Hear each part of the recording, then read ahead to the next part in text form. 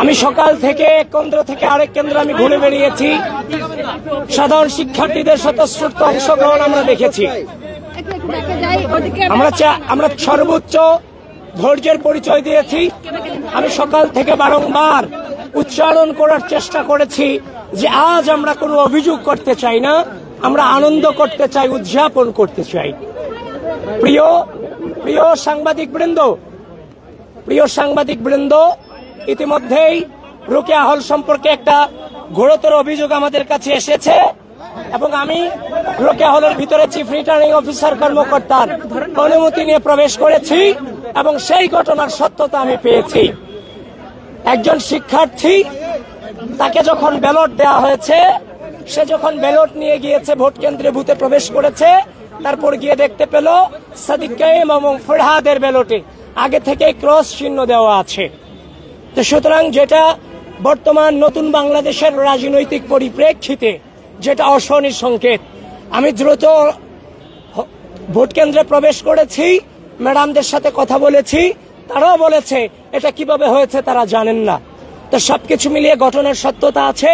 আপনারা proper investigation আপনারা আপনাদের জায়গা থেকে করবেন এবং অনাবাসিক শিক্ষার্থীদেরকে আহ্বান করছি, প্রিয় ঢাকা বিশ্ববিদ্যালয়ের শিক্ষার্থীবৃন্দ, বাংলাদেশের স্বাধীনতা, বাংলাদেশের সার্বভৌমত্ব, এই বিশ্ববিদ্যালয়ের শিক্ষার্থীদের মানবাধিকার এবং এই বিশ্ববিদ্যালয়ের শিক্ষার্থীদের মত প্রকাশের স্বাধীনতাকে যেন কেউ মত প্রকাশের স্বাধীনতাকে অক্ষুণ্ণ রাখতে আপনাদের স্বতঃস্ফূর্ত উপস্থিতি একান্তই কাম্য। প্রিয় অনাবাসিক শিক্ষার্থীবৃন্দ, যে অবস্থায় আছেন আপনারা ঢাকা বিশ্ববিদ্যালয়ের কেন্দ্রগুলোতে চলে আসেন, ভোটাধিকার প্রয়োগ করেন।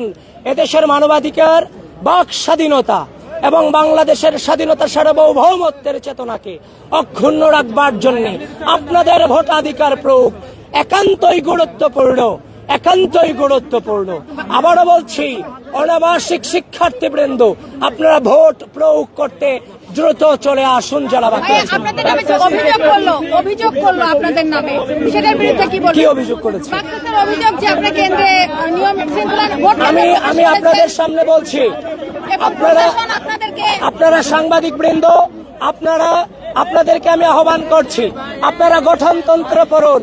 গঠনতন্ত্রতে বলে দেয়া আছে পুলিং এজেন্ট এবং প্রার্থীরা ভোট কেন্দ্রে প্রবেশ করতে পারবে।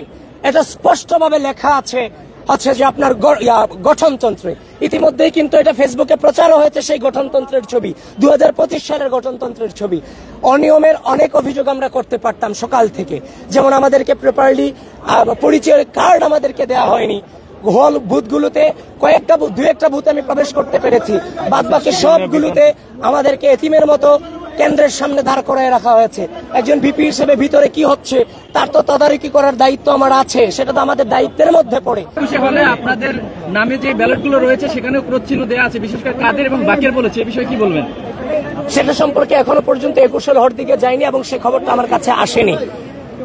ইতিমধ্যেই রোকেয়া হল সম্পর্কে যেটা দেখেছি সেটা সম্পর্কে মন্তব্য করছি।